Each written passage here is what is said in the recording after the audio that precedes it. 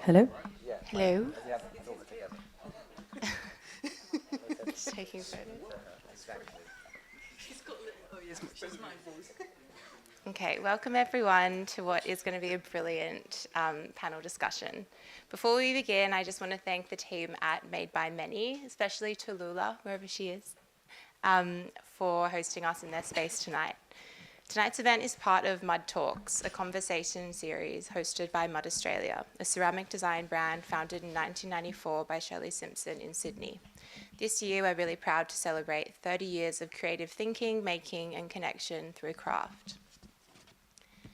At Mud, we're a team of makers and designers committed to craftsmanship, sustainability, and community. Every piece is handmade in our Sydney studio and slipcast from Limoges porcelain, as you can see in our video. And our pieces are designed to bring quiet beauty and functionality into everyday life.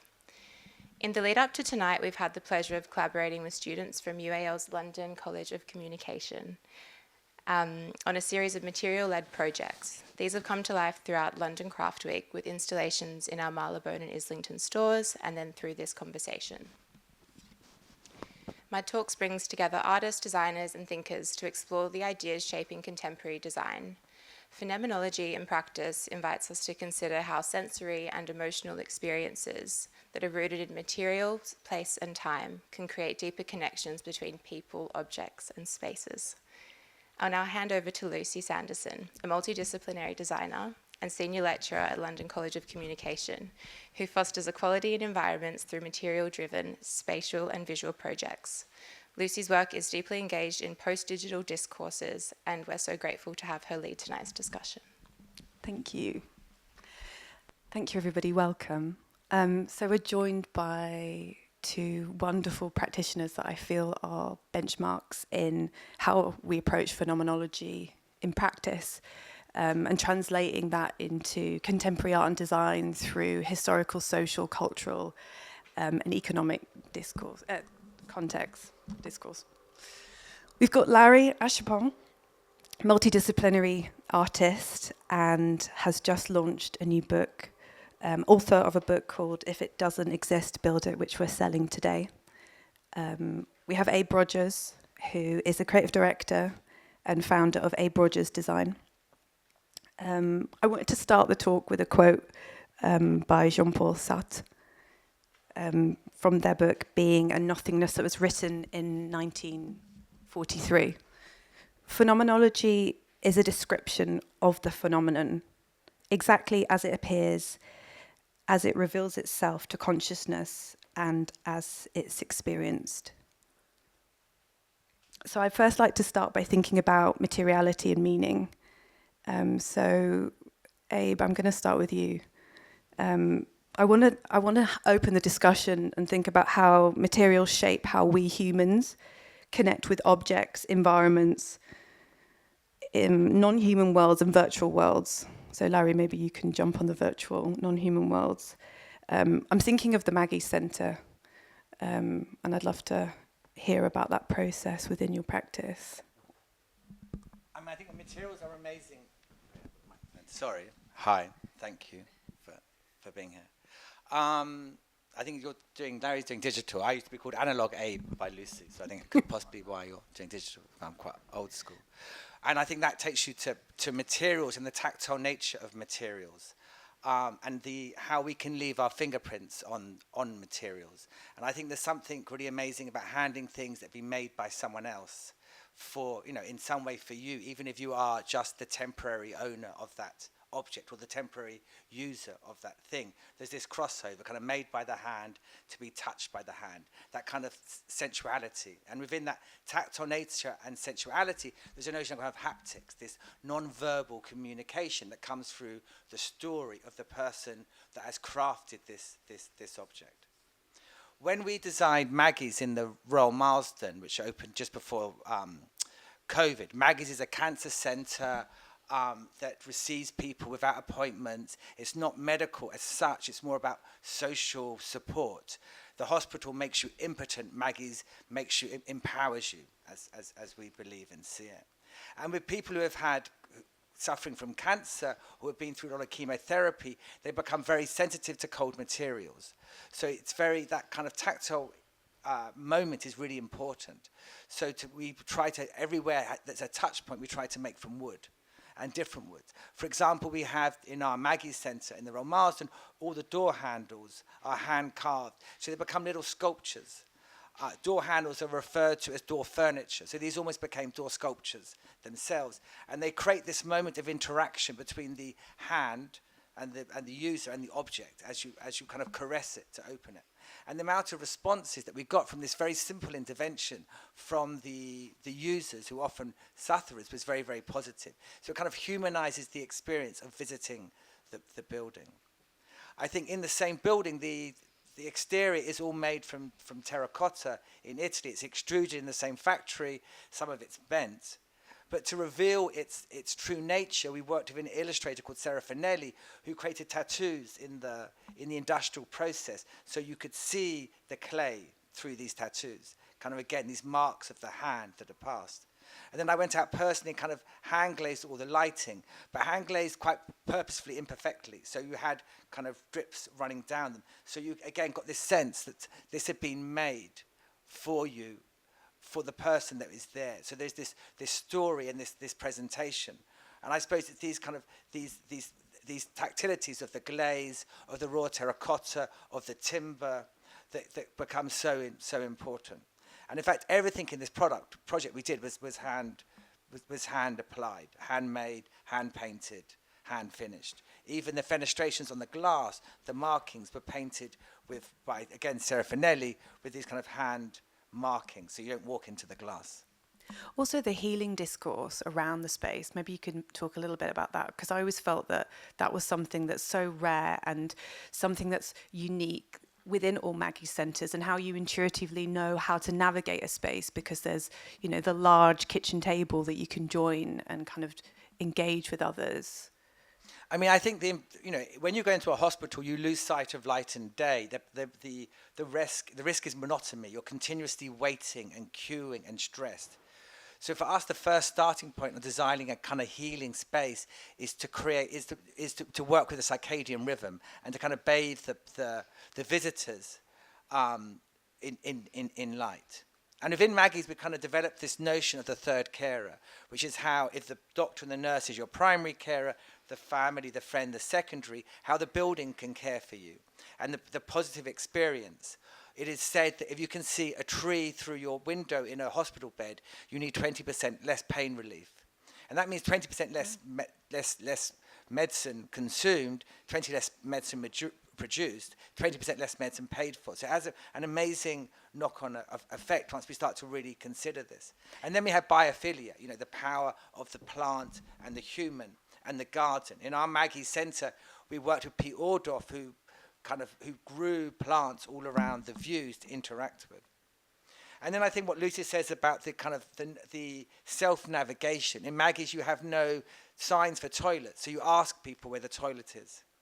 But the toilet in any environment really is a place that people go to. It is the defendable space. It's the only space you can lock in a hospital or in a Maggie's or in a university or an office often. So it has other purposes. When people cry, they run to the toilet to cry. When Maggie's writes about the need for a Maggie Centre, she talks about the process of being told she has cancer in a corridor and then fleeing to the toilet, and the toilet being made these awful grey partitions and with these gaps underneath it. So when we design a toilet in the Maggie Centre, we see it as a kind of chapel. We make sure that there is a skylight with natural light coming in. We make sure that the corner opposite the toilet itself is radius, so you cannot get lost when you can't get fixated with the corner. In corners, ghosts hide and dust collects. So to have this kind of expression of seamlessness is so important. And we inject colour. We use, hand-polished marble plaster, which has this feeling again that the hands have been across it. So you're in this kind of spiritual space. And I think these start to remove some of the stress from these spaces. Thank you. And Larry, how does it how do you approach it in your practice, thinking of like this virtual world and non-human world? Yeah, good question. I mean, yeah, I guess for for a lot of people in like kind of like mass media, the virtual space has a non-human aspect to it. I kind of debate that the opposite takes place. Yeah, that's definitely. interesting. There's the meat space where we are here, and then there is cyberspace. They're both two parts of the same reality. Obviously, the cyberspace people feel behind closed doors or wherever environment that they're in, where their physical body is not next to someone else, they can become someone else. But that version is very much as real as the people who are within this room. I say this not as a maker first, but primarily someone who consumes or is absorbed by the phenomena of digital technologies. Probably speaking or starting for myself more from the perspective as a gamer. Video games have been an important kind of aspect of my whole life, from being a kid up to this point in time. I grew up in East London, then also a little bit in Dagenham in Essex, came from a low economic background. And video games for me, as well as a lot of like other youngsters in Bethnal Green at the time and then later Dagenham, is a place to be able to escape, to go to places that were unreal or exactly that real. A lot of my counterparts, for example, in the art scene, they grew up with privileges of traveling around the planet or, going to places like Venice. I didn't get to go until probably a few years ago doing some stuff in the Venice Biennale, but I got to explore Venice by playing Tomb Raider, which, for me was very much real. Hearing the Venice game. strings within that game. No, honestly, I think they've re-released, they've done a remaster of the game recently, but the ability to take at the time in the 90s was it either on the PlayStation 1 or the Sega Saturn, the lack of polygons thereof to be able to produce an experience. And for someone like me, again, like I said, coming from the background that I did, doing cleaning jobs with my mum after school, there very much is a reality there for us. I think it gets misunderstood quite a lot, actually. So, where I won't say it's necessarily my job as a practitioner, but I have an interest which I utilize and, spearhead through both my solo-based projects and then also collaborative work with the likes of David Blandy, the exploration through digital material to talk about, our complex, lives really as we know it. I think, also being a parent as well, I have a 11-year-old and also 16-year-old. They're both very much into like their Roblox and things like that. So that conversation, it kind of like comes full circle for me, Lexi Russell talks about the physical and digital being the digital being an extension of yourself anyway. And in glitch feminism, I think they've reinterpreted Judith Butler about being performing in society is also performed online, and they're so interwoven, and that is the discourse that we're living right now. Yeah, I mean, that's, to be honest, that's how mine and David Blandy's collaboration started in the first place. It was because I knew that he was very much into Street Fighter. He's also played Super Mario 64, one of the greatest games of all time. And in the same way that, two people may have read a piece of literature, we were able to connect with that. Now, the game is a one-player, Super Mario, but we were able to connect with how we both kind of approach these environments, or even games like The Legend of Zelda Ocarina of Time. So, and, I mean, gaming is in a younger kind of stage of, gestating compared to, other phenomena, whether it's architecture, placemaking, and so on. But I think what's kind of special about it is its ability, probably similar to cinema, but perhaps a little bit deeper in some respects, to pull together all of these different prowesses, whether it's the use of sound, the use of acting, the use of building physical objects even, and even storytelling, world building, and so on. So that becomes, for me, an interesting place of exploration at the moment. We're working in the studio on an ongoing project titled Ghost Data. Sorry to kind of go a bit macabre here, but it's probably one of the most emotional kind of like works that I've produced. Abe, you were talking about, hospital work that you've done, and within this project, the focus is mental health. By using my own experiences, talking about the relationship or intersection between suicidal ideation, depression, digital anxiety even. And masculinity. Sorry? And masculinity. Absolutely, yeah. Set within a black masculine perspective. So there's so much that's kind of at play there. But then there is a use, in order to explore some of these stories, the use of old technologies are reused or refashioned. You know, in this case, the Game Boy camera. Yeah. I found a way to send the feed of the Game Boy camera through HDMI into my recording monitor, and we're able to shoot scenes utilizing that, to be able to break down this idea of time travel to tell stories. It's so interesting.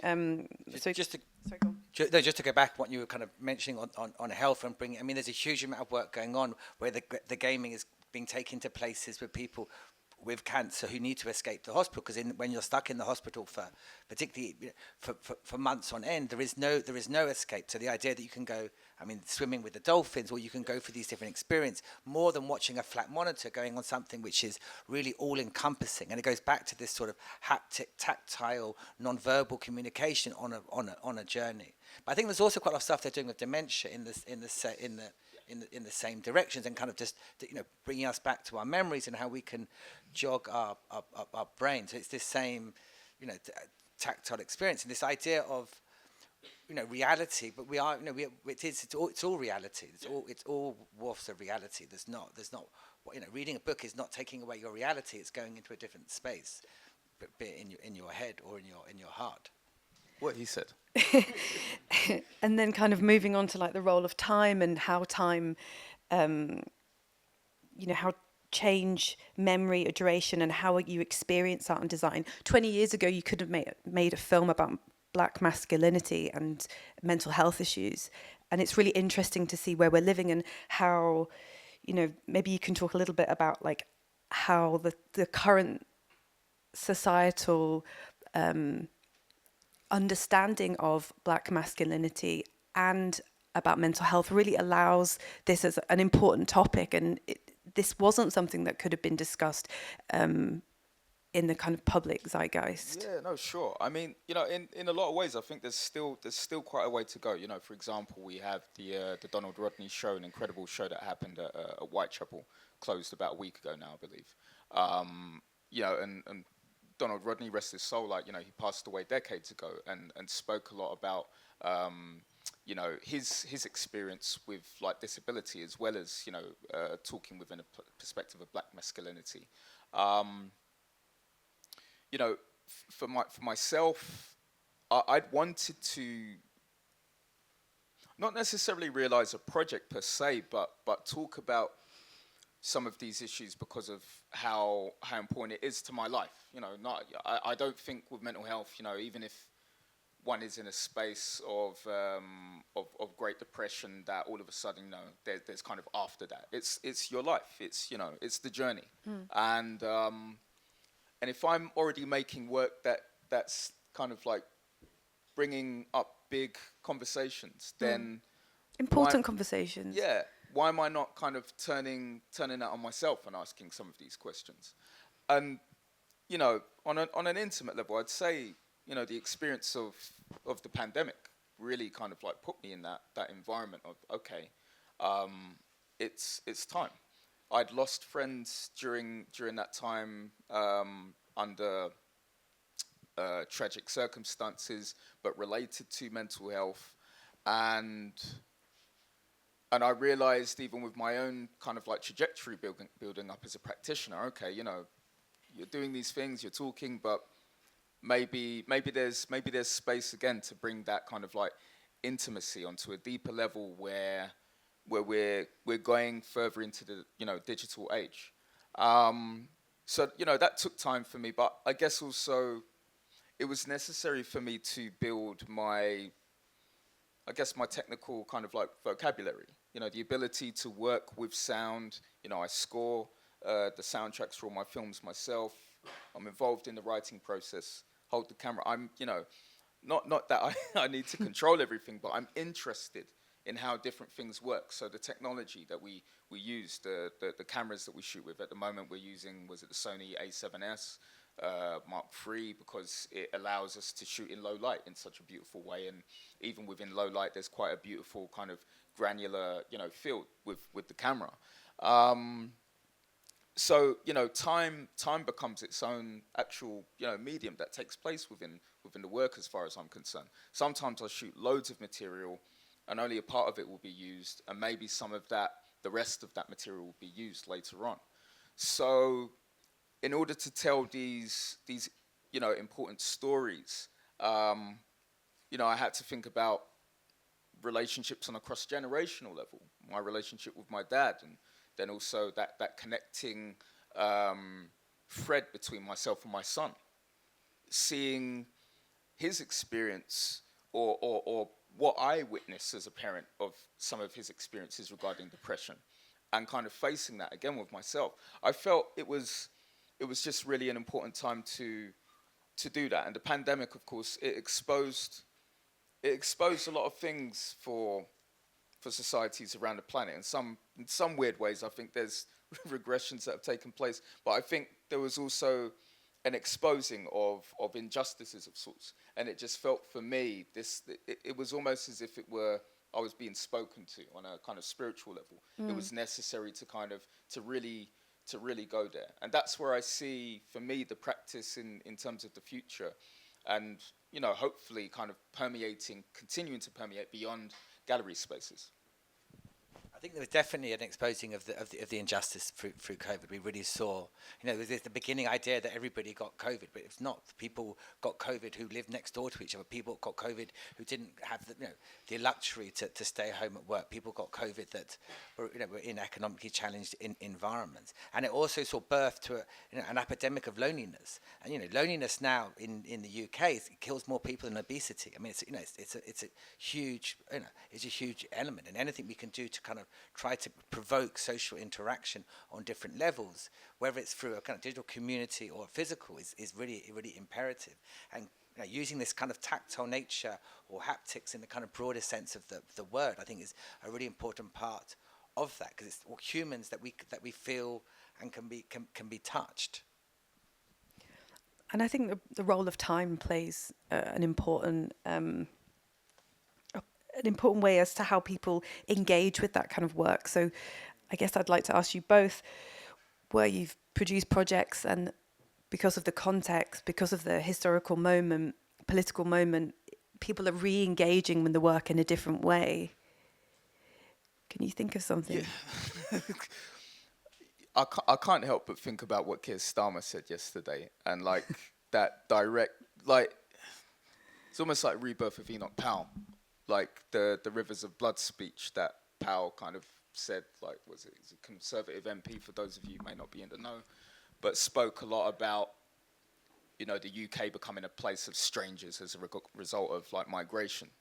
And I always find that conversation around migration, especially within the UK, the dumbest kind of conversation. Especially with supposedly left-wing party, it's fucking terrifying. I mean, without migration, the great, you might as well take out of Britain. It's not at all. It just isn't, right? And to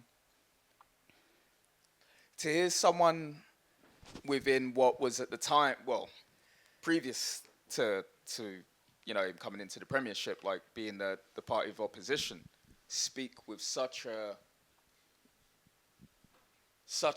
kind of damning tongue on disrespect people like myself. Absolutely. A spit in the face to my family, to many other families, people who I know I've grown up with. It's quite disgusting, really. But where that then kind of stares me in the face with the work, and I don't know, I'll think about things like Relic Traveller, or the Pan-African flag for the Relic Travellers Alliance, or the version thereof at Westminster. That's a permanent installation, which is permanently placed there. And we made the decision to place it at the kind of entrance exit that faces Parliament on purpose. Should we talk a little bit about that project, because it's really wonderful? Yeah, sure. So Relic Traveller is a project that's existed in the public for nearly 10 years. It's a speculative, fictional kind of based project, but by using means of something of the now, stories that are taking place, things that are taking place. So a couple of key things for me that spearheaded this project that exists across a range of media, including film, including sculpture, sound, and so on. Well, first of all, I was thinking about Brexit, actually, thinking about at the time, before the first project was showcased, what if the UK were to leave? And I felt that the likelihood was going to be that we would leave because of my experience living in Essex, in Dagenham. I think if I'd lived in London, then I'd have imagined not so, because London is, as much as there are problems and issues that we have out here, it's one of the most multicultural places on the planet. Meets up with I could not imagine we would leave. I thought it was the most insane thing that we would ever consider it. Absolutely, and that's the thing. I remember even having conversations with David Blandy at the time about this. And, he grew up in London as well. But because of my experience of being in a region outside, I knew that was happening. And thinking on, seemingly small details such as, education or the type of education that we're taught or, approaches to healthcare, the existence of prejudice and racism and so on within healthcare. If you tell these kinds of lies long enough, they become a form of truth for people, right? So this argument around a kind of like independence, sovereignty, we can go it alone, it becomes a real thing that, those who want Blighty to itself, to be its own island nation, that stays. And so, like I said, the project's set in a speculative nature, a point in time where Brexit has taken place and the world, mainly the West, essentially, continues down this line of nationalism, but renders itself a relic over time. Not just culturally, socially, economically, but in the meantime, in the African Union, the AU, as a result of a passport program, again, this is a real thing that exists, but spearheading it in my own mind, a passport program that will allow Africans to travel amongst the 54 states that exist with no issue regarding visa. You're thinking about one part of the world where borders are closing, but not just in a physical sense, also in the mind and so on. And then another part of the world where they're opening, right? So during this period of time that the African Union experiences a point of true prosperity, harmony, and genuine independence, not just, a period in time and then a military coup takes place, and as a result of the West, where a range of initiatives are set up, one of which is called the Relic Travellers Alliance. Relic Travellers are sent outside of the AU to pick up clues, whether that's vocal testimonies left on mobile phones, all kinds of pieces of matter that connect to various oppressions that link to these colonial histories. And really, the reason why this is done is in order for the AU to govern a future that is led from the ground up, not from the top down. So from stories that have been left at the side or even nearly obliterated from history. So from what I'm saying, it's not too separate from what we're experiencing day to day, like I said, with Keir Starmer saying what he said the other day. But I was thinking a lot about this, 10 years ago. And so how that exists through Relic Traveller, for example, we have a range of these symbols. This one here we call What I Hear, I Keep.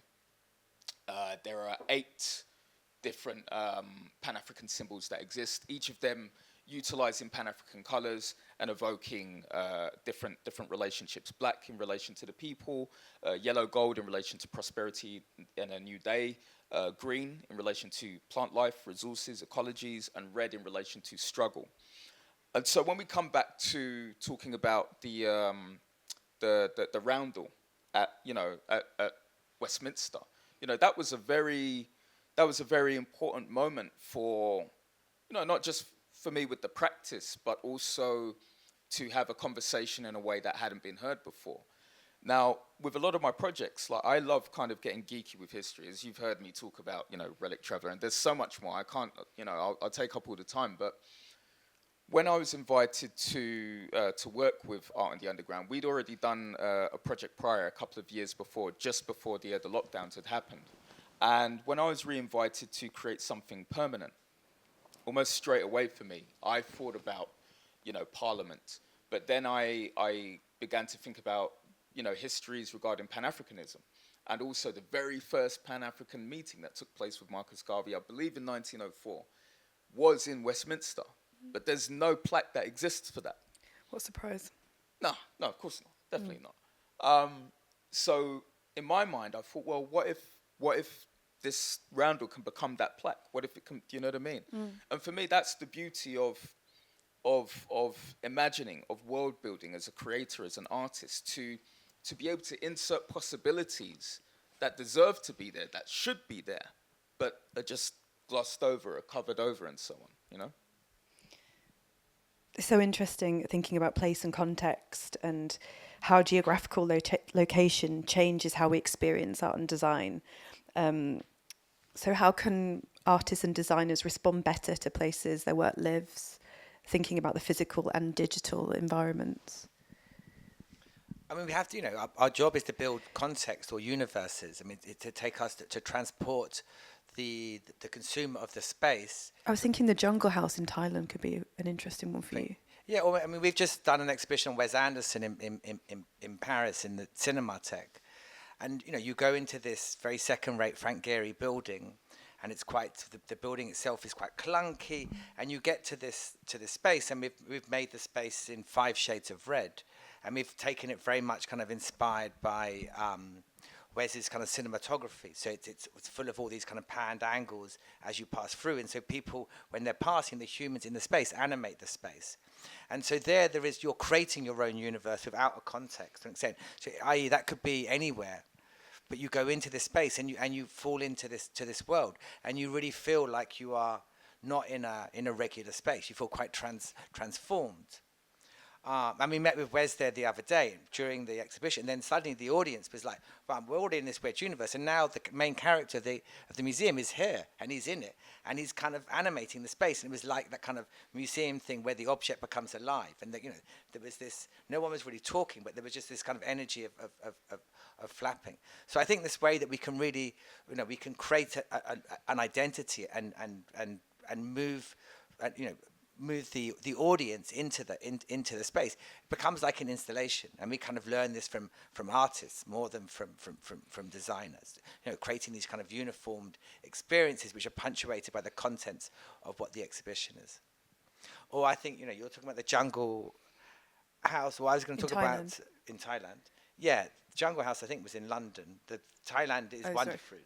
No, I mean and they're different. Project. I know I'm getting confused in my own projects, but the Wonderfruit, which is a music festival in Thailand, where we try to create this very sustainable festival that happens once a year.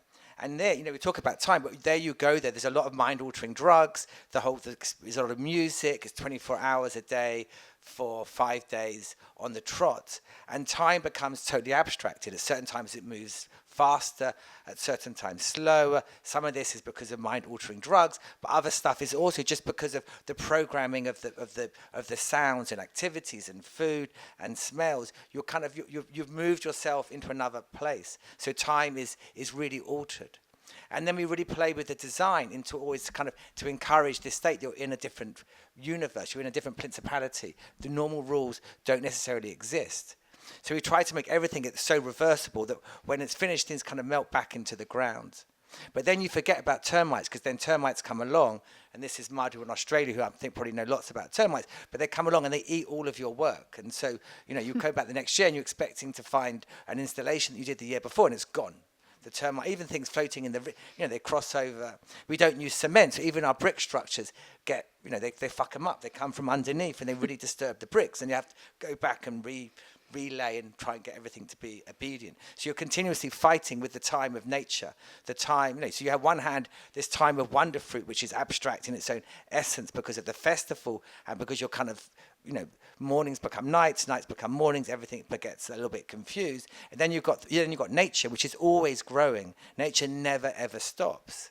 And then you go to someone like Pete Ordorff, who does Maggie's, when Pete Ordorff talks about the garden, he talks about time being the fourth dimension, because the garden is always growing. So when you design it, you have to design it across time. So year one, it'll be like this. Year two could be like that, but you don't really know, because it depends how people interact with the garden and how they treat it and they use it. Maybe it gets dry. So it's this continuous change and transformation. Or we can talk about how time affects our light, how we just program architecture to receive the southern light, across the day, to go from east to west. We can design objects which get sparked off when the sun comes low, if they come through some color. So we can use all these things that animate the passing of time. And where time stops is in the hospital, because in the hospital we have very little daylight, and it becomes monotonous, and there's very little, the beeps go on day and night, the staff are talking day and night, so there's very little feeling of time passing. Time feels static, and when time feels static, everything slows right down. In the wonder fruit, time speeds up and slows down. The hospital, it just slows down, and you desperately want it to pass. We talk in the world of hospitals about, we're all concerned about waiting time, the time we have to wait to have an operation, the time we have to wait to see a doctor. If we can transfer that, and if we can see that as preparation time, it becomes a very different form of time. That becomes something, so if we start to prepare our bodies for the doctor, for this medical intervention that's going to happen, if we prepare our time for the exam, instead of seeing it as waiting, it becomes this positive from a negative. But I think that's quite off subject, so I will stop meandering around in my different directions. Larry, I'm thinking of Mama's Bootleg Fight Club of threes, and how there's that installation, digital, virtual, moved into a different space. Maybe that's an interesting one to discuss about place and context. Wow, gosh. I'm just wondering, do I say the radio edit or the album version? I mean, yeah, that took place at the Freeze in 2023, so nearly 2 years ago in October. It was my first solo showcase there with my gallery, Copperfield. And how many of you have been to Freeze before? All right, but a few of you know of Freeze Art Fair, right? Probably people don't mess with it because of how expensive it is to get in there, but that's another conversation. Do people pay for tickets? All the rated, I don't pay for tickets. No one does. I've never paid for No one pays for a ticket. But we get in. I've been to art fairs over the years, more so over the last 10 years. And the thing that I find the most annoying is that for me, even as an art maker, as somebody who produces and makes, and sometimes the work might be placed there, it's not there for me. It's not there for people coming from my background on various strata, whether, racially, money-wise, especially money-wise, economically. So when the prospect for this to showcase kind of like came along, almost immediately for me, the first thing was thinking about an environment that you could sit down in. There are not many places that you can sit around in Freeze Art Fair, and it's just all these booths, movement. And some people you can end up being there for hours, and like your ankles just go funny. But then also there's again, for me, there's the relationship of how to approach such a weird space that essentially colonizes Regent's Park in West London. Like, it's there for 5 days or what have you, and then it's gone again, and then it'll be back the next year, 5 days. All these crazy expensive materials, all this other stuff, and no termites. Yeah, oh, no. They've got stuff for that. So it was quite a complex project. Simple in its kind of like approach and very kind of like honest, but it started in the physical sense for me with creating a series of paintings.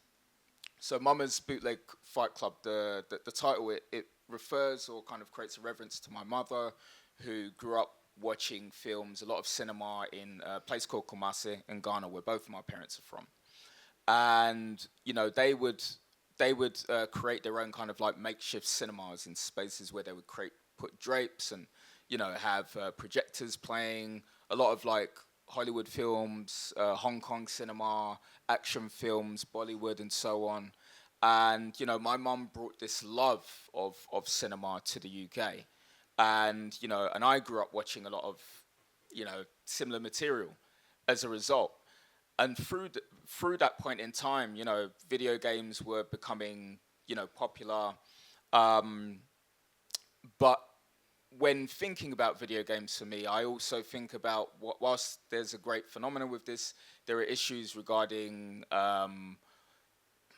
prejudice, whether that's racism, whether that's regarding gender and so on. And I wanted to kind of like challenge that. So through this series of paintings that take on an aesthetic that in one kind of guise is sampling from signage painting, when I think about being in whether it's Accra, Kumasi, Tamale, other places in Ghana. And then also on the other hand is also sampling from kind of like carnival kind of like paintings from like when traveling families come in with like the rides and things into like local areas, even in London, for example, fusing those to create these weird, almost alternate reality versions of characters that already exist in the digital space. So coming back to Tomb Raider, for example, right? Lara Croft, which is quite a problematic character made by straight white middle class guys, a blow up doll of their own physical fantasy of what a woman should look like, right? That's before we then go into the depths of what this character is doing. It's in the title. She goes around the planet, raids tombs. She goes to places she's not invited to and takes items, artifacts that belong to indigenous folk, and, she does what she does, gunning down a whole load of people. So with that character, I retconned, as we would kind of like call it, I guess, in like the cyberspace, which is like reconsidered or reimagined the story of that character and turned Lara Croft into Yah, Guardian of the Tomb. So these paintings, they existed almost like posters within the booth. And in addition to that, brought in elements of my own video games collection, video games from like the GameCube era or Sega Mega Drive, Super Nintendo, and so on. I mean, I created a chill out spot. People just wanted to come and hang out. That's what we did. It was Copperfield's job to sell artwork, but it's my job to create a jamming vibe. Do you know what I mean? Just people chilling out. We had Supermalt there. You're trying to corrupt art as commodity and take it back to art as joy. Definitely. We had a word in Akan in Tree, which is Somane, which is like troublemaker. And I'm also the third born in my family, and usually the third born on men's side is a troublemaker. So that's I take also that title. Third. There we go. Peas in a pod. What are the challenges and joys of working in a multi-sensory way?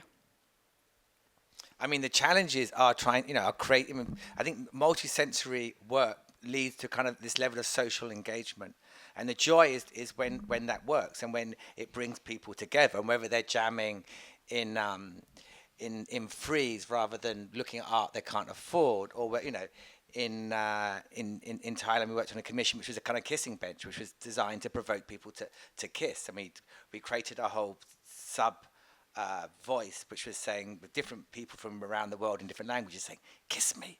I know you're a stranger, but kiss me." And these kind of provocations. And if when you would see people in that situation suddenly kissing each other, and for me that gives great joy. And the challenge is when it doesn't work, when people aren't kissing each other, or when people, they're in the bench. I think benches are really interesting things, or seats, because when there's a seat, people will stop and sit on them. You put a seat in a corridor in a hospital, you transform the corridor into a street, becomes a different place. You put a seat where there's a window, then people stop and they look outside the window. So I think seats are really fantastic, simple things. And then what we can add to that seat to make it more comfortable or to provoke different behavior becomes more interesting. And whether that's kissing or talking, or whether it's eating, and being aware of the people next door to you, or whether it's drinking, from it. So I think the way that we can use the sensory environments, I mean, going back to the hospital, which is my obsession of this period of my life, having done a lot of retail and exhibitions and culture, I think the hospital needs to represent all of those things, and we need to bring culture into these spaces and these kind of experiences. But we play a lot with sounds. And so if we were working with someone in Japan, Nick Luscombe, and he was planting microphones in the countryside. So you could press a button and you can hear the sound of a cow mooing in the hilltops over Osaka. And you're sitting in your hospital bed and suddenly that sound, it's biophilic. It really affects the way that you feel. But then when we talked to people, the sound which a lot of people wanted was the sound of rubber wheels on tarmac, the sound of cars passing, because that's the sound of their own household, and their own familiarity. So sound has these amazing effects. We go back into the hospital and we smell the smell of disinfectant, which is great. It's really good. It makes us feel the space is clean. But it's repetitive. If we only smell that, and then the smell of, awful food coming out kind of from a commercial vendor, it kind of makes us feel ill before we've tasted it. So how can we play with that? How can we get people cooking garlic in those spaces, which they do in some hospitals like Alderhay, which provokes a very different emotion. Having said that, we used to always cook pasta in our office, and we had one client from Travelodge who would come, and she couldn't bear the smell of garlic, and so she would ask us before she came to make sure we had not cooked anything before she entered. So some people need different types of sensual engagement.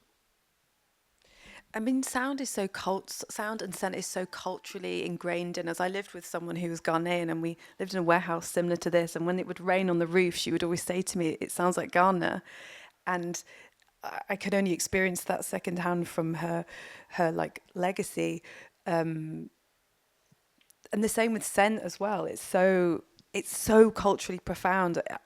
How do you please everyone? Like you can't, and you don't want to. Yeah, you can't. But then why do you use it in work? I guess that there has to be a space for imagination of possibilities, right? And when you're imagining, and I hope maybe it's similar for you, but like when I'm imagining, I'm not imagining the idea being stopped. I'm like, how far can we go with this? I mean, I guess usually, like as an artist, as a practitioner, those stop signs come with the institution that you're working with, you know, because parameters. We're a bit concerned about how this may approach within a space, or I think about my first feature film, Wayfinder, which was released in 2022, got longlisted for a BAFTA. It wasn't even supposed to be a feature film, but I remember in the earlier kind of like stages of development, when this film, for me, it was just meant to be the most ambitious film that I was going to make, speaking about ecology, speaking about locality, and also the feeling of being a stranger within a land, unrequited love to a place that you're born in, and what have you. And we'd done so much research and we'd shot so much that when I sat with the Rushes, I was like, oh wow, this is gonna be a feature. So I said that to the team, and then there was a concern. They were like, oh well, we're not sure that people will stay there as in the gallery space as long. That was interesting for me, because on the one hand, there's the challenge of like, which I stood up to, of, well, it's going to exist. Like, this is what's happening. I'm not, it can't be compromised. But then the additional challenge of, okay, well, how do we allow the work to actually exist, not just in gallery spaces? And so I was having, I got into conversation with Ben Cook, who used to be director of Lux, who represent my film-based practice, and he knew about where I wanted to go with the filmmaking. That there's a very cinematic driven angle to what I do, and I said, what do you think is the possibility of getting the film in cinemas? Limited release. And was this a letter, a pledge film? No. This is before a letter, a pledge. This is Wayfinder. Okay, yeah.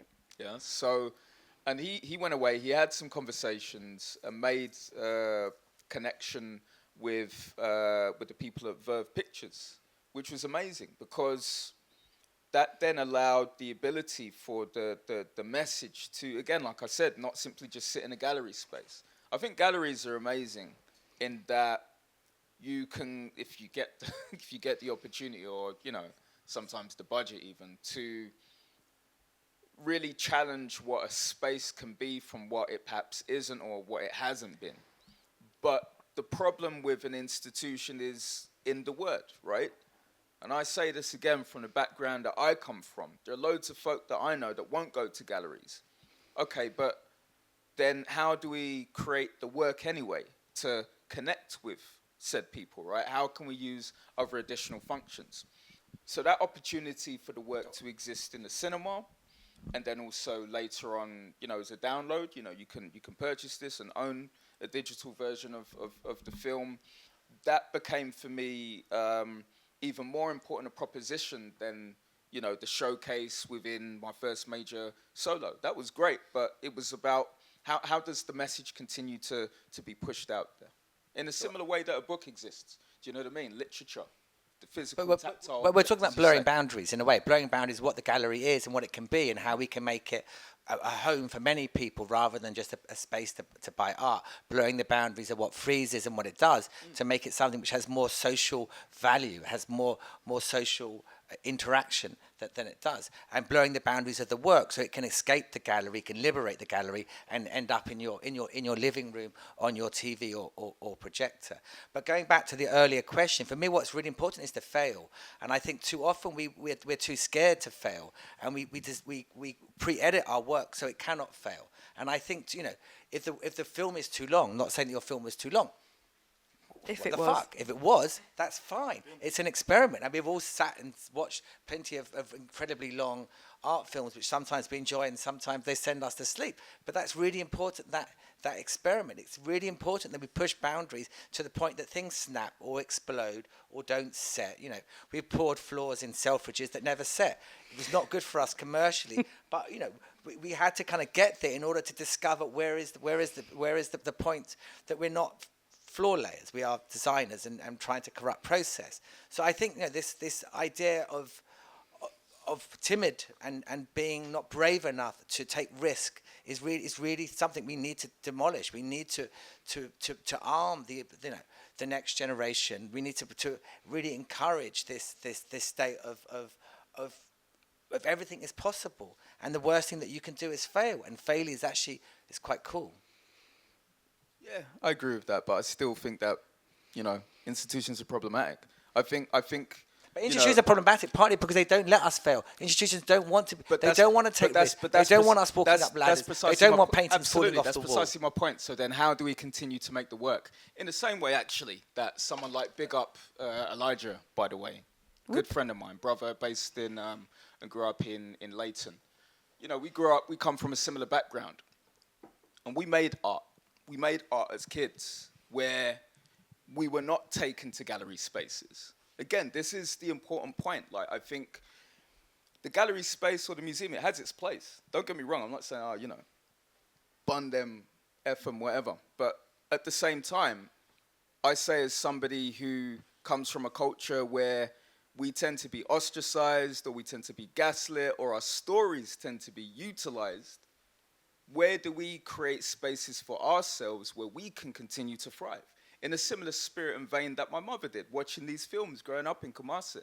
I don't think that, and I agree, there needs to be ways to continue to inspire that next generation about failure. But I think they're going to be all right. I think they need to just be given space. They're doing incredible things with the digital space. I think what we need to do is try to explore that with them a bit more, rather than ostracize them or sell them down the river.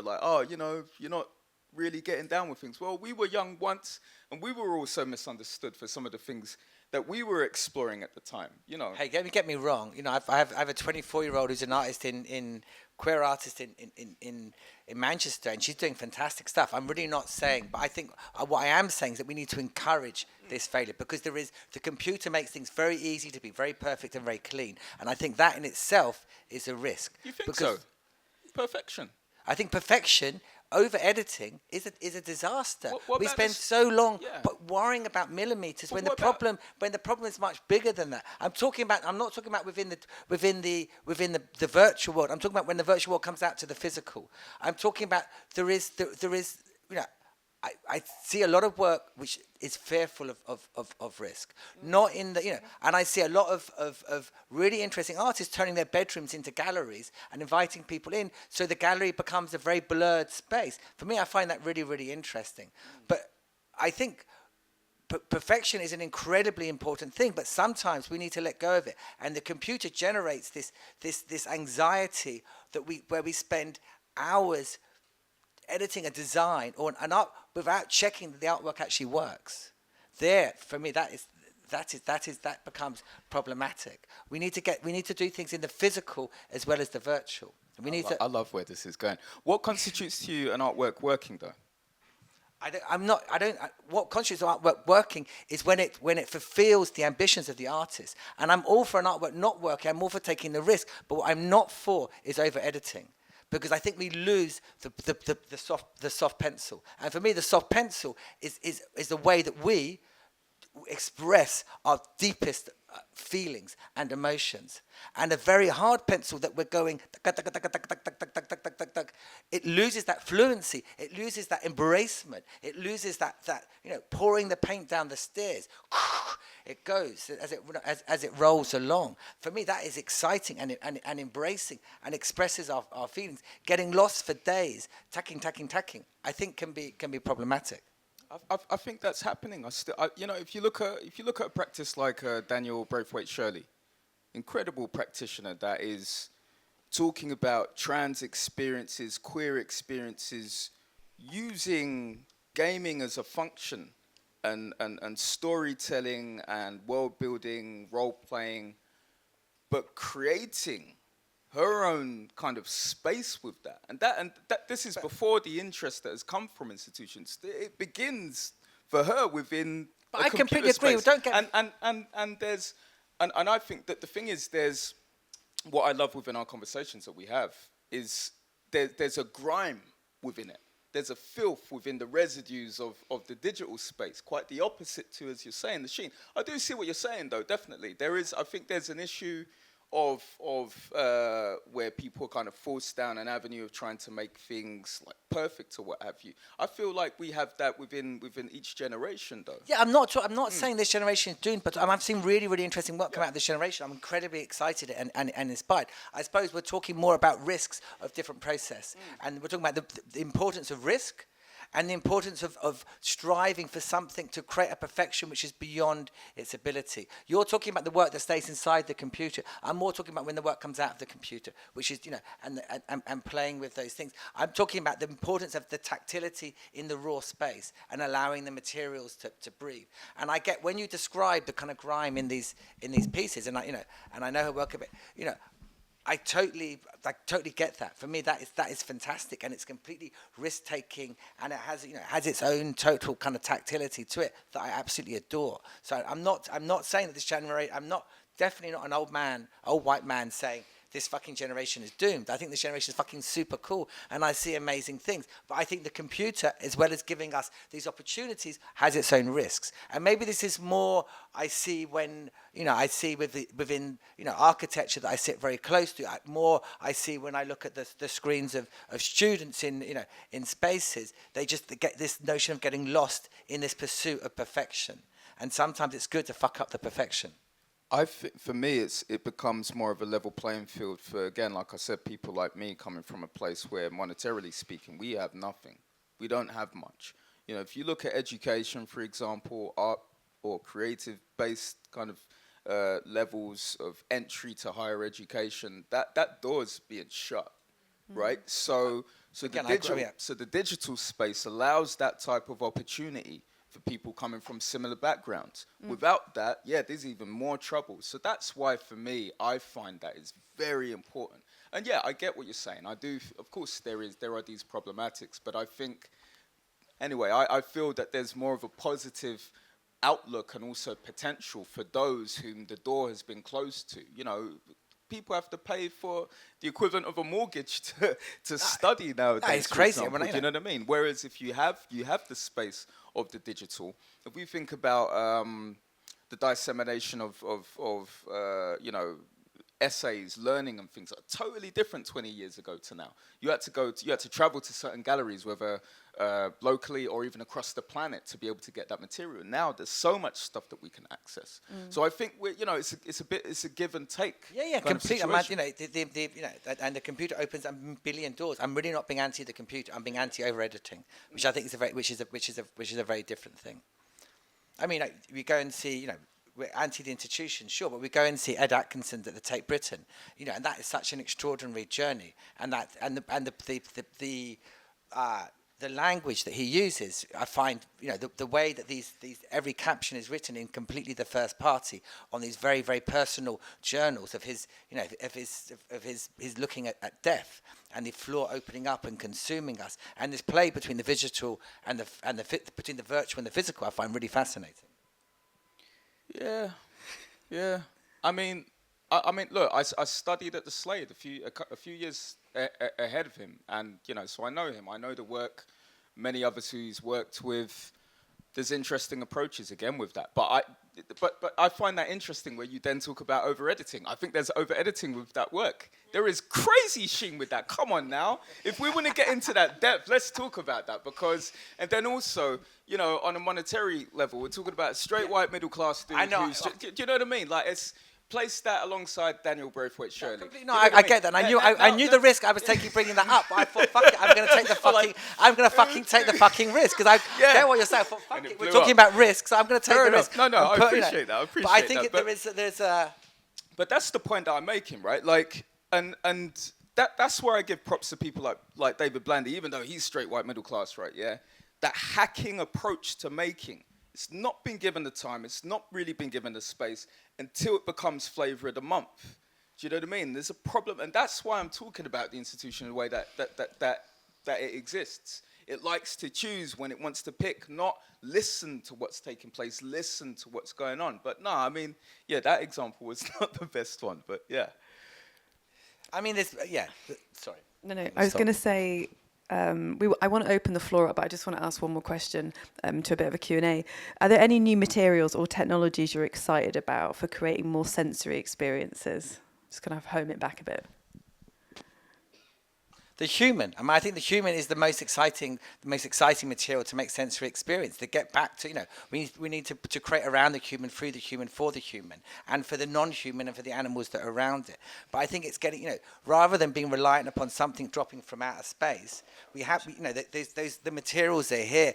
We don't need to make more composites, which are never going to degrade. We need to get back to using what we have in new and poetic ways that relate to us. In the technology, I pass that to you because I've obviously shown my absolute.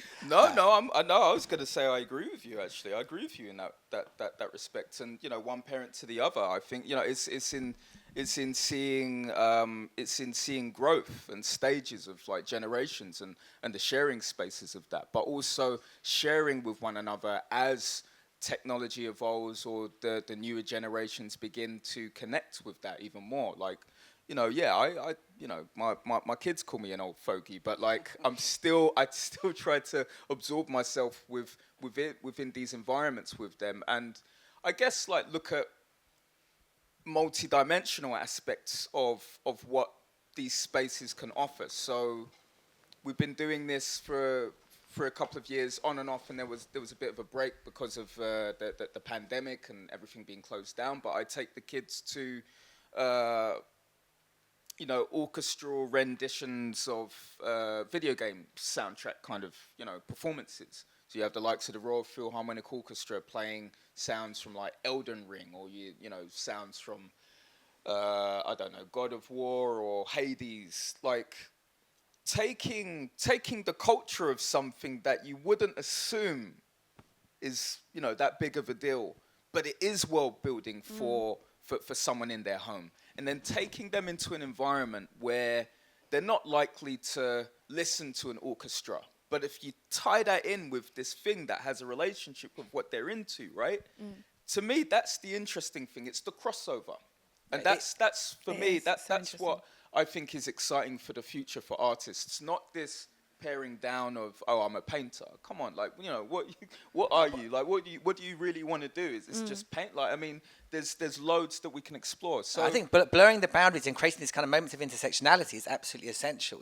I think crossing into different fields and allowing, liberating the machine and liberating the environment the machine sits in is really imperative. And I think creating culture which is accessible in very, very different ways. We were talking briefly, we talk about institutions, but there's many institutions. And I suppose we need to be, or I need to be careful, because we were talking briefly about fact, but an institution about fact really blurs the boundaries and really at times becomes a community centre, at times becomes, a space of education.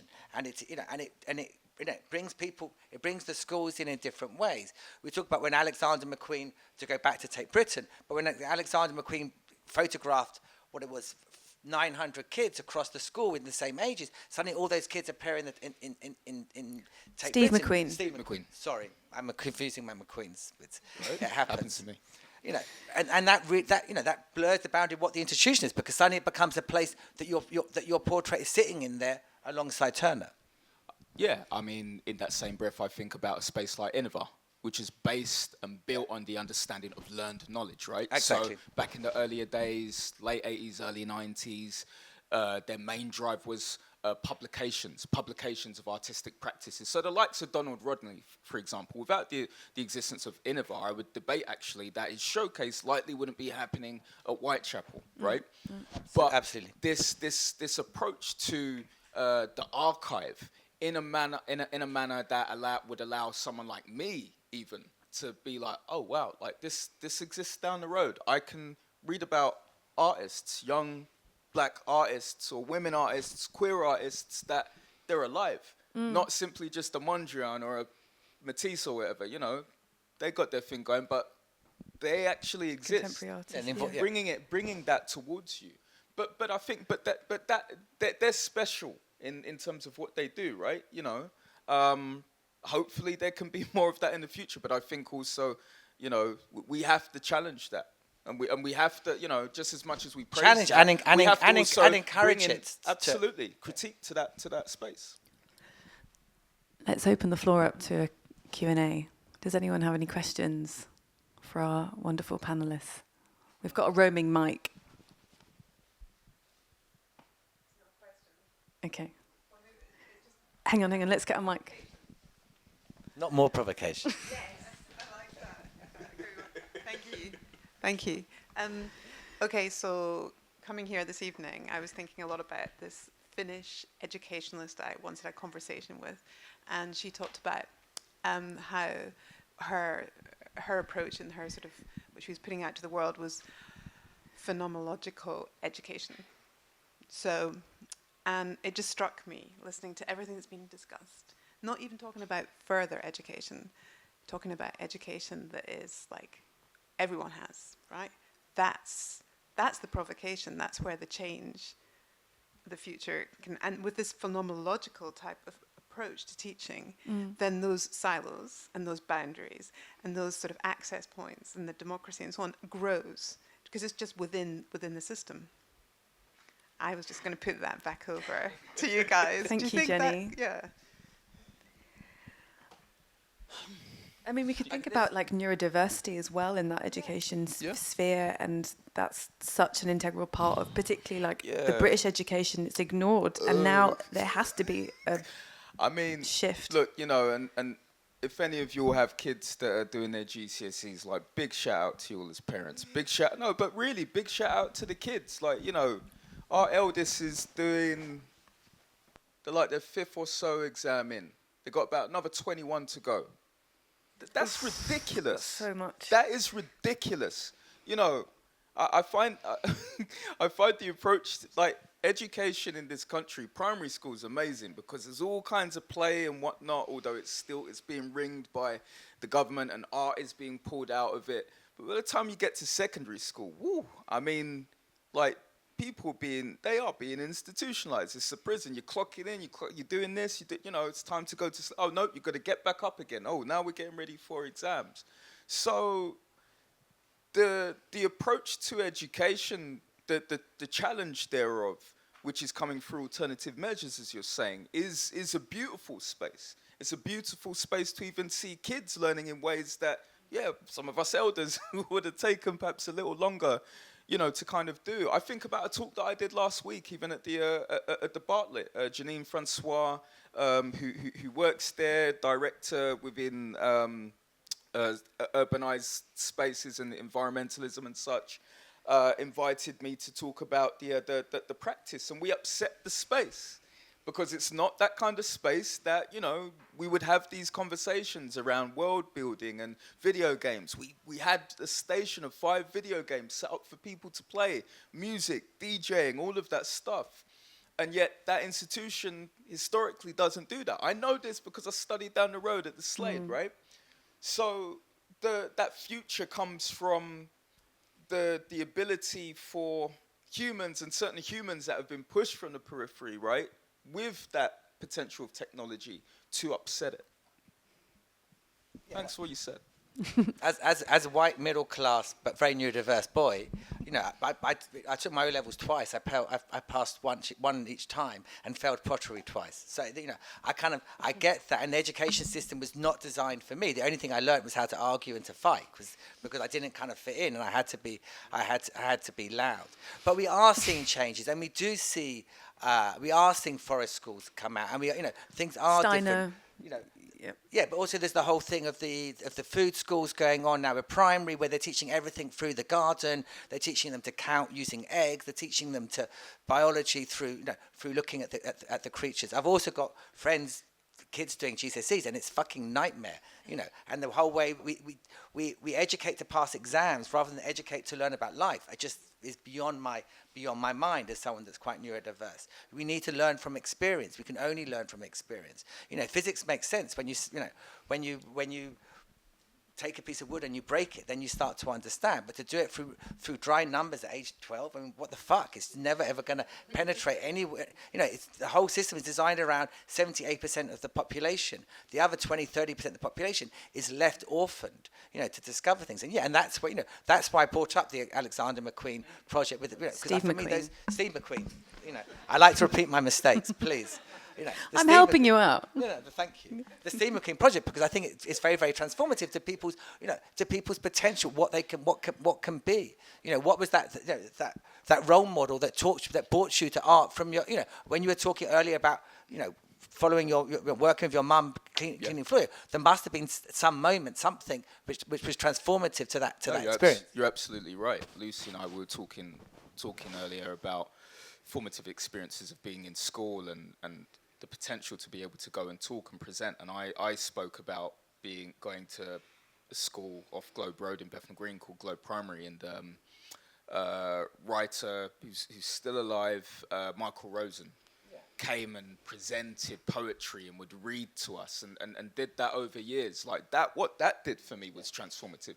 I didn't know it at the time, but over the years, like, you realize these moments, just these minute moments, that can send you way further than this so-called line of key stages. Yeah, absolutely. I was comparing it to my growing up in Yorkshire and opening the David Hockney art books and looking at the walls and thinking he was a local artist. I had no idea how famous he was at this point. Does anyone else have any questions for our panel? Sure. We've got one at the back as well. We'll take these two and then wrap up. Actually, it's just on the point of neurodivergence. Actually, I had a question from much earlier on when you were talking about utilizing more more senses and in different kind of spaces to experience the space. And I had this losing sort of replied comment battle on LinkedIn a few weeks ago with a person who was talking about how they loved so much how airlines were introducing sense to their cabins as people were walking in, and just going back and forth between home and France and here. I only use EasyJet, which has no music, no sense, no nothing, no nonsense actually, which I enjoy. And I had to take a transatlantic flight 3 years ago using Air France, and they were blasting music for maybe 25 minutes whilst everyone was getting in their seats. And for a lot of people, flying can be a stressful experience. And for neurodivergent people, loud places that smell very strongly, tend to also be inducing stress. And to your point about education not being made for 100% of people, maybe for 70, 80%, what about all of the other spaces through just being there, being made by trying to introduce more point of interactions to different senses? what about the people for which those things can become overbearing, Triggering. Yeah. So I think when I was talking about specifically with the hospital, for example, the hospital is full of sounds. And that is the problem. It's full of the sounds of these very neurotic making sounds of the beeping, beeping, beeping going on, of the people talking. So you have this din, and the idea of bringing in elected, and this is very much important, that it's elected sounds that can help you escape from that space. It can help transform you. So rather than hearing the sounds of blasting loud music in the airplane, I think totally inappropriate. The placing of a synthetic perfume in the plane, I think also really fucked up idea. Perfume is very, very specific. But the idea that in the plane you might be brewing coffee probably would have a different effect, and would probably, or baking bread, for example, things which have a much greater... You sell houses. Huh? That's what you do to sell I know, houses but I'm in the using the 90s. same. Yeah. But they use it because they have a very wide accessibility level. We need to work on acoustics. We need absorbent materials that remove the hard edge of the sound. In the hospital, we should be putting the machines in the pocket. In the plane, this is why people run to the toilet and lock the door. Neurodiverse people working in hospitals, I've interviewed quite a few, and they would know how long it would till the light turned off, and that would become their kind of sensory dull moment, as they would retreat to the toilet, close it, wait 10 seconds for the light to turn off, and then they could breathe before they could re-enter the kind of the sound and the noise of the space. So we need these moments of recharge. We need to try to find calm spaces. On a plane, it's difficult because you've only got 2 toilets, particularly if it's an EasyJet, maybe 4 toilets on the air. So you run out of spaces to go and hide and recharge. You put hats on your head and cover your ears. I'm not joking. These are ways of kind of being able to create your own inner calm. I think it's really important. But we do not spend enough time thinking as designers about acoustics. One of the Kaya at the back as well. Thank you. Earlier you guys spoke about humans and materials, and I was wondering if, how I guess you see human interaction with both the digital space and the physical spaces informing future designs now, kind of going forward, whether that's materials. I've seen not too long ago someone using keratin from human hair to make breast implants for those who underwent mastectomies from breast cancer. And also AR has become huge within the digital spaces when it comes both to entertainment and to e-commerce, for instance. I'm wondering just what you guys think might be our influence going forward in spatial design, for instance. Yeah, for some reason it makes, so maybe this will align a bit more with yourself, Faye, but I watched a short video last night where a person was talking about talking about AI and more specifically these programs that turn images into Studio Ghibli style drawings, right? And they were talking about the tragedy of that these images, more people on the planet would have seen that material than they would have seen the work of Studio Ghibli, right? So it's taken as a source, but people don't know about the phenomena of that, right? And the thing that I find peculiar, and they're not wrong about it, right, is that's the thing with the digital. Once something is out there or copied, it's just out there, right? To me, there is something of a tragedy. It's a weird one because on the one hand, maybe there might be a few out of hundreds of people who will be like, where does this come from? Or, and they might do that research and then come across My Neighbor Totoro or, Spirited Away or what have you. But most people won't then, therefore, be able to have a relationship, an engaging relationship with some of, I think, the most incredible, not just animation, but stories told utilizing cinema, right? So there's a difficulty there where, I say as a maker, as a worker, as a creator, we have a role to, it's not necessarily fight or combat that, but to put into the world just different ways than, quite simply just, oh yeah, there being an app for that, or another app for that, or another way to simply just scan that thing in there. You know, I'm personally also aware of that as a maker, that it's what I like to personally follow, but the philosophy or the idea pushes the medium, not the other way around. You know, and I think we are in a weird space where AI is actually, it's doing the reverse, you know? Don't know what you have to say, Abe, but... No, I really agree. I think this idea that we have to be pushing the media, they're not the media pushing us. And I have to say, someone in my studio has been using that because it's really fantastic. We have, a brilliant Japanese painter in my studio, and then we use the AI. And we animate his watercolors. It's fantastic. It's really quick, but there's something slightly fucked up about it, because it's kind of we lose the elegance and the essence that we're talking about. For me, this is the it's about things getting lost in translation. No, it's about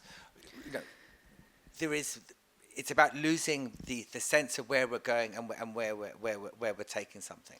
But with this, there's so much positive stuff coming out, and there's so much, to reverse that, there's so much positive materials. And yeah, we can work with human hair, and we can work with mycelium, and we can work with the cusps of the corn as we're producing them, and we can have little, we can build local factories at the end of the field, so we can go completely, direct from plant to space, and we're still making amazing ceramics all around the place. So I think, and this is really humanistic. This thing of making directly is really humanistic. And if we can use the AI to remove some of the labor, I mean, that's surely only a good thing, because that gives us more time to play and discover and find out what art is and what art means to us, whatever our economic, social, cultural background is, and that's such an important, cultural glue, and that we can take that so far. So yeah, let's get it out of the museum, let's get it out of the computer, let's get it out, let's get it into our environment, and let's play with it. AI is getting definitely smarter in a scary, scary way, and putting people out of work. That's the sad thing. I think this feels like a natural end. Thank you, Abe and Larry, for your wonderful input today. It's been a really entertaining evening. Oh, thanks for the provocations. It's great to meet you, Abe. Oh, thanks, likewise, Larry. I've really enjoyed it. I was saying earlier on, I saw one of the shows that Abe produced at the Barbican to do with science fiction. And that's what excited me about going to an institution like that. I hadn't been to a show that explored that. So, yeah, it's great to have met you. No, likewise, Larry. Thank you. And thank you for the provocation. Thank you. And thank you, Lucy, for putting it together. Thank you. I'd also thank you much. I'd also love to thank the MUD team, Violet, Shelley, Lisa, Ashley, Miles, Spencer and Emma for bringing this course together, and also for making it possible for our students to have the most incredible live brief and their work be exhibited in store.